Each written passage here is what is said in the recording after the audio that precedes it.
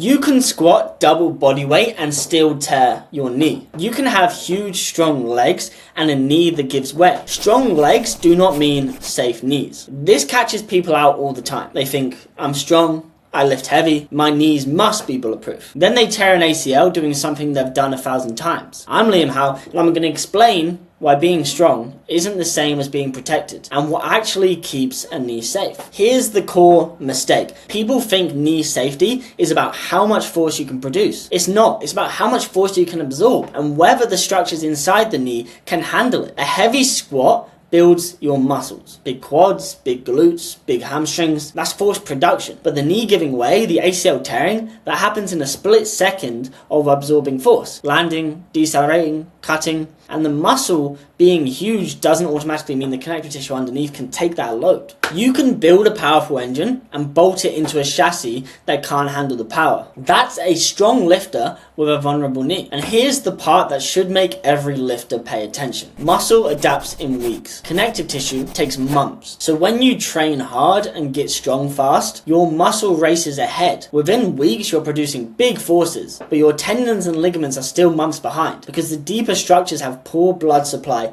and adapt slowly. Now you've got a strong muscle pulling and loading through a connective tissue system that hasn't caught up. And that's the danger zone. The muscle becomes the strong link and the tendon or ligament becomes the weak link. And the weak link is always where it breaks. The stronger your muscle gets without the connective tissue catching up, the bigger that gap gets. The higher the risk of injury. So why doesn't normal lifting close that gap? Because most lifting done is in a limited range. It produces force, and it's also in straight lines. You squat up and you squat down in one plane. You don't train that deep end range under control. You don't train deceleration. You don't train cutting and landing on one leg. You don't train the knee in the positions and at the speeds it actually gets injured in. So you build a leg that's strong for the gym, but unprepared for sport. And the VMO, the muscle on the inside of the knee that stabilizes it, often doesn't get properly built by big bilateral lifts either. You can have huge quads overall and a VMO that isn't doing its specific job. If you look at Olympic weightlifters, they squat deep and their VMOs are jacked. So what does protect the knee? 4 things. And notice how a few of them are about lifting heavier. 1. Connective tissue strength built through slow, full range loading over months. Step ups, Nordics, deep ATG split squats, patient and structural. 2. A VMO that actually fires, built specifically. Polyquin step ups,